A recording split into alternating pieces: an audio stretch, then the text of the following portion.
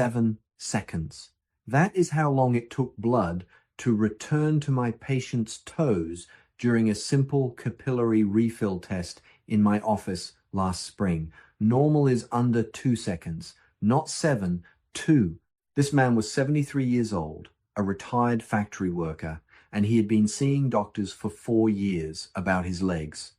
3 medications: a blood thinner, a statin, a vasodilator, $680 a month. And his legs were still receiving maybe 28% of the blood they needed. He walked 40 feet down my hallway and stopped twice. 40 feet.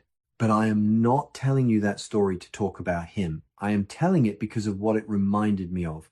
Because every time I see a patient like that, I think about my own grandmother. She was in her late 60s when her feet started going cold and her legs started aching during short walks. She lived in Virginia, worked her whole life, and when she went to her doctors, they gave her a blood thinner and a statin and told her to slow down. I was young in my training then. I trusted the system completely because every professor I had trusted it too. I went back to my studies. 3 years later, I was home for Christmas and she called me into the kitchen and showed me her feet. Pale, almost purple at the tips, cold to the touch in a warm room.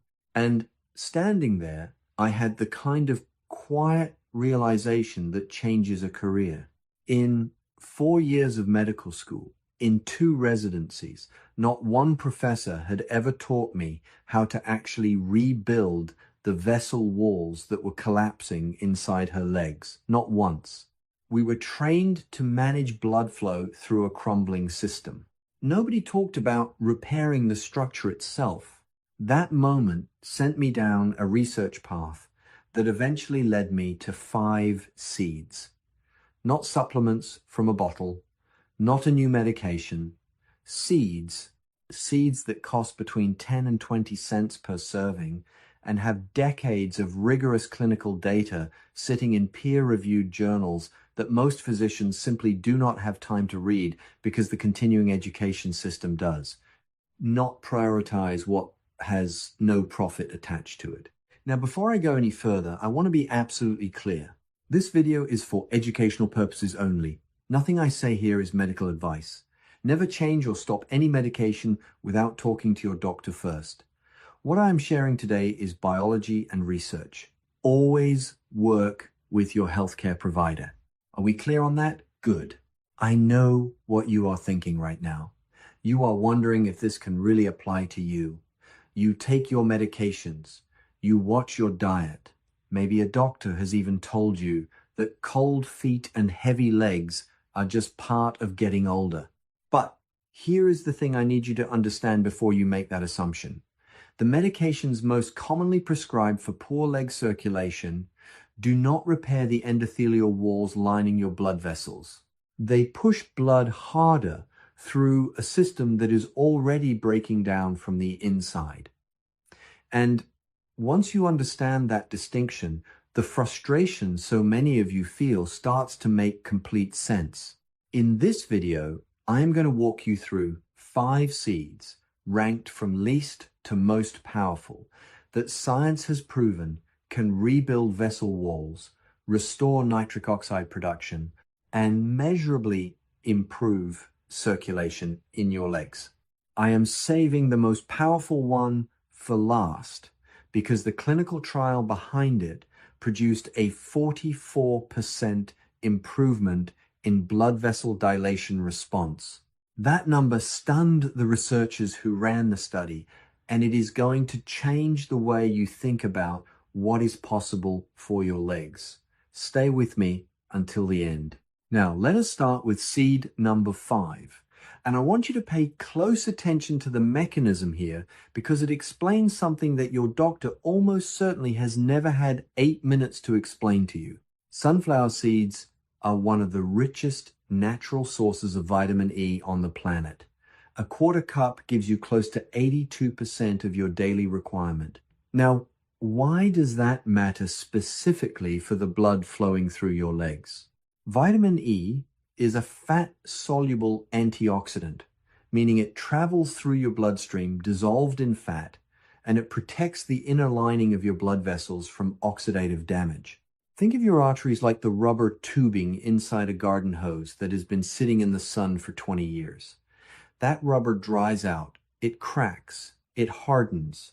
Water pressure increases, but flow actually decreases because the hose is constricting from the inside.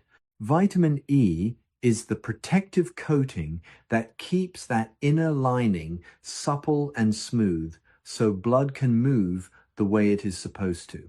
A 2019 study in the European Journal of Clinical Nutrition followed 356 older adults over 6 months. The group that consumed vitamin E-rich foods daily, including sunflower seeds, saw a 17% improvement in peripheral blood flow. Peripheral circulation means blood reaching your arms and your legs, the extremities farthest from your heart and the first to suffer when your vascular system starts failing. That is a meaningful clinical improvement from a food you can find at any grocery store. But vitamin E is only half the story with sunflower seeds. They are also loaded with magnesium.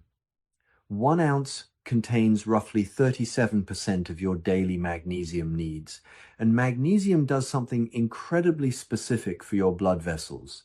It tells the smooth muscle cells wrapped around the outside of your arteries to relax. When those muscles are tense and contracted, blood has to fight to get through. Imagine trying to push water through a clenched fist instead of an open hand. Magnesium opens that fist. Research published in the American Journal of Hypertension found that magnesium reduced arterial stiffness by 12% in adults over 65. Not a drug, not a procedure. Magnesium from food. 2 tablespoons of raw, unsalted sunflower seeds each morning is your target. If you want to maximize how much your body absorbs, soak them overnight in water for 8 hours. This breaks down something called phytic acid, a natural compound that blocks mineral absorption.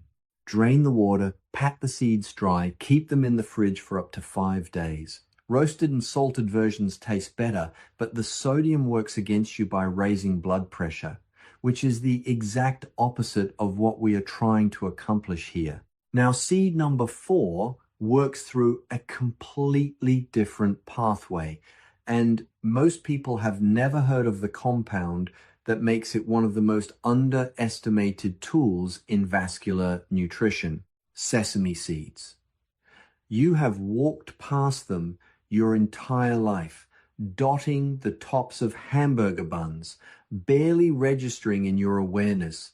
But inside each one of those tiny seeds is a compound called sesamin. And sesamin is quietly doing something that most anti-inflammatory medications cannot do cleanly. Sesamin belongs to a class of plant chemicals called lignans. When sesamin reaches your liver, it blocks a specific enzyme involved in producing inflammatory compounds throughout your body. You do not need to memorize the enzyme name. What you need to understand is the result. Inflamed blood vessel walls become narrow, sticky, and rigid. Blood cells that should be flowing smoothly start clumping together instead. That clumping is how poor leg circulation begins, and it compounds every year if the underlying inflammation is never addressed. Sesamin interrupts that inflammatory cycle at the enzymatic level, which is far upstream from where most drugs intervene. A 2020 study published in the Journal of Medicinal Food tested sesame seed consumption on 48 adults with elevated blood pressure over 60 days. The participants consumed just 2.5 grams of sesame seeds daily. That is less than half a teaspoon. Systolic blood pressure dropped by an average of 8 points, diastolic by 5. In cardiovascular medicine, a reduction of 5 points in systolic pressure corresponds to a 14% decrease in stroke risk. from less than half a teaspoon of seeds per day. Sesame seeds are also high in copper, about 35% of your daily needs per tablespoon. Copper maintains the structural integrity of blood vessel walls the way rebar reinforces concrete. Without enough copper, vessel walls weaken and become prone to damage, especially under the mechanical stress of blood that cannot move efficiently. Here is how to get the most from them. Toast them first. A dry pan over medium heat, 3 minutes, until they turn golden and release a nutty smell. Toasting increases the bioavailability of sesamin by roughly 20%. Then grind them in a coffee grinder or mortar and pestle. This step is not optional. Whole sesame seeds pass through your digestive system largely intact because your stomach cannot crack the seed coat. Your body cannot access the sesamin if the shell is still sealed. Grind them fresh. Sprinkle 1 tablespoon of ground sesame on salads, soups, or rice each day.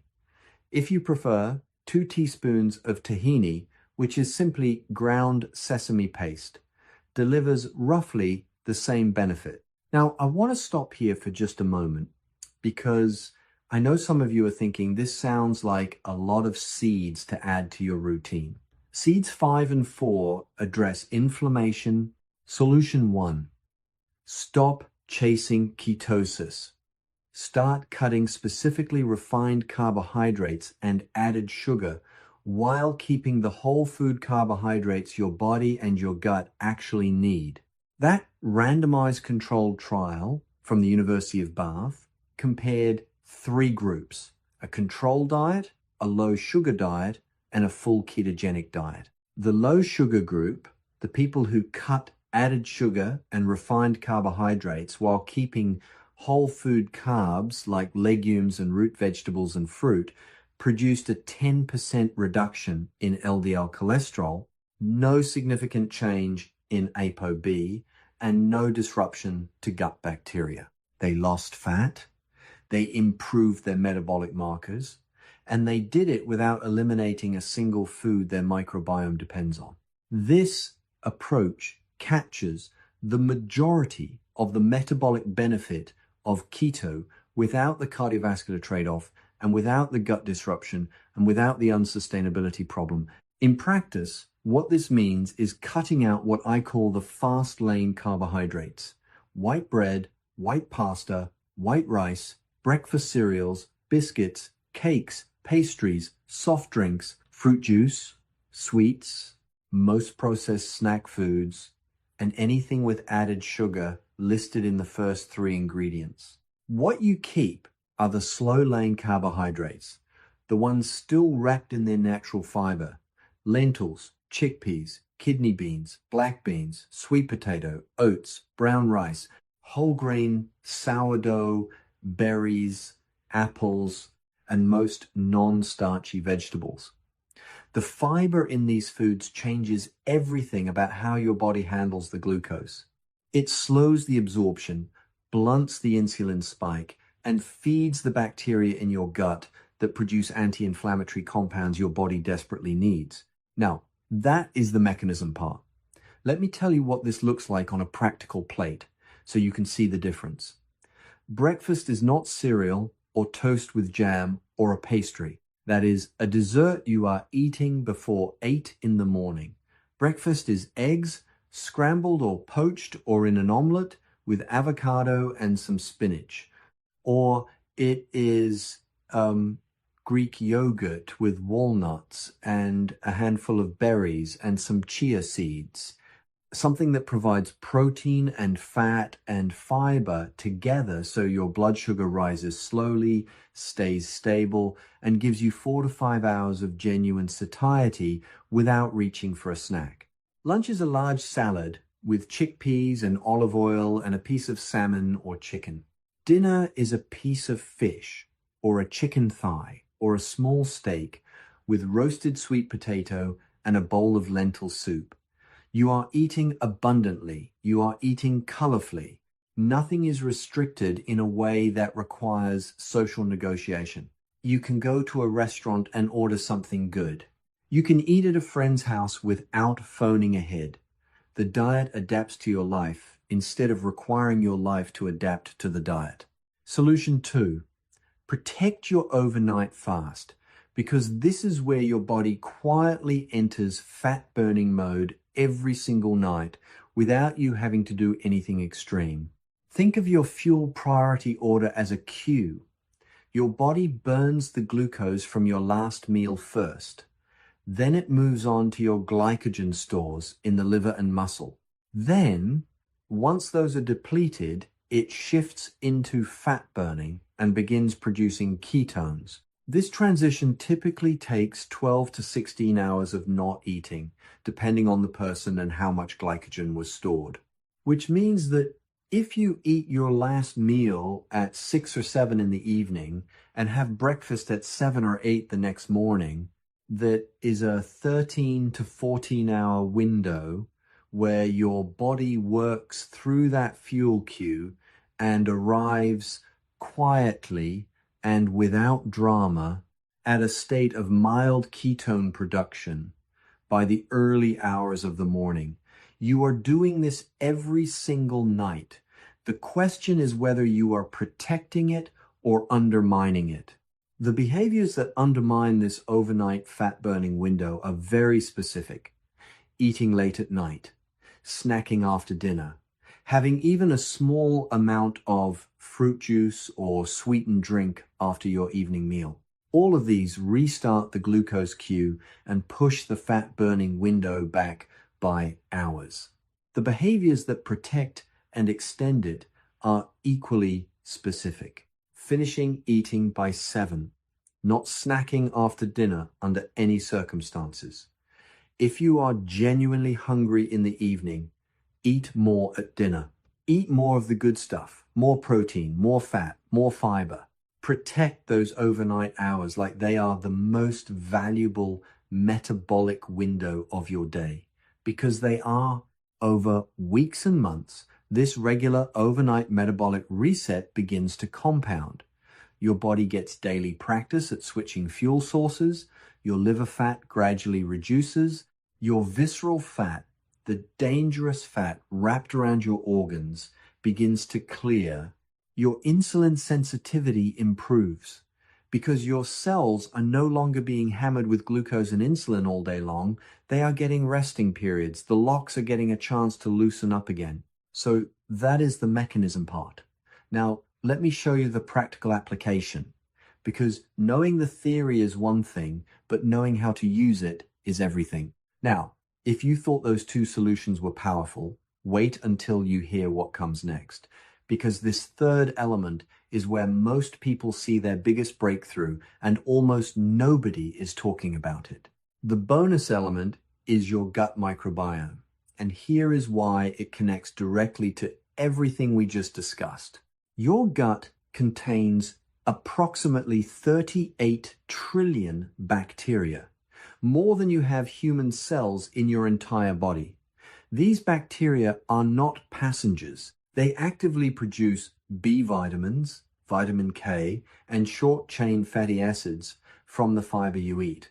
Those short-chain fatty acids feed the lining of your gut, reduce systemic inflammation, and critically, they improve how your cells respond to insulin. When your gut bacteria are healthy and diverse, they are actively helping your body manage its blood glucose. When they are depleted, that protective effect disappears and your insulin resistance worsens. Your gut microbiome is not separate from your metabolic health. It is part of the mechanism.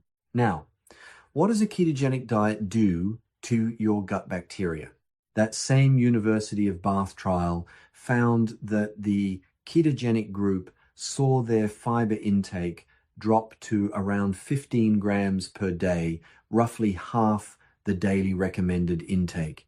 And the result was a significant and sustained reduction in bifidobacteria, one of the most important families of beneficial gut bacteria. Bifidobacteria produce B vitamins, suppress harmful pathogens, help regulate your immune function, and play a direct role in cholesterol metabolism. The keto group lost them. The low sugar group, who kept eating their whole food carbohydrates, had no meaningful change in their gut bacteria at all. The foods your gut bacteria need most to thrive are the exact same foods that full keto eliminates: legumes, whole grains, fibrous vegetables, and fruit. These two requirements are in direct opposition. That is not a small detail. That is a fundamental incompatibility at the biological level. The practical implication is this: every time you eat a bowl of lentil soup, you are feeding billions of bacteria that in turn help your body manage blood sugar, reduce inflammation, and protect your cardiovascular system. Every time you eat a handful of blueberries, or a piece of whole grain sourdough, or a bowl of oatmeal with flax seeds, you are building a gut ecosystem that actively fights for your metabolic health. This is not supplementary. This is central. Most people stop right here. They feel overwhelmed and they think they have to choose between blood sugar control and gut health. But here is why that thinking is based on outdated information. These two things are not in conflict when you are approaching carbohydrates the right way. The problem was never carbohydrates. The problem was always the specific type of carbohydrate. Refined, fiber-stripped, ultra-processed carbohydrates spike your blood sugar and starve your gut bacteria simultaneously. Whole food carbohydrates wrapped in their natural fiber do the opposite. They feed your bacteria and keep your glucose stable at the same time. Now I want to tell you about Sandra. Sandra is 67 years old, retired from the United States Postal Service after 32 years in Virginia. She came to me 2 years ago exhausted, in a way she described as bone deep. She had been told by her own doctor that her thyroid was fine, that her blood work was unremarkable, that what she was experiencing was just aging. But Sandra had also been following advice she had found online about going keto. She had eliminated fruit, lentils, oats, and sweet potato from her diet entirely. She was eating mostly eggs, cheese, bacon, and salad greens. And she had been doing it for 4 months. Her energy was worse, not better. She was waking in the night, unable to fall back asleep. Her digestion had become difficult. And when I ran a more comprehensive metabolic panel on her fasting insulin, which her previous doctor had never tested, was elevated. She was not diabetic. Her blood glucose looked fine on a standard test, but her insulin was telling a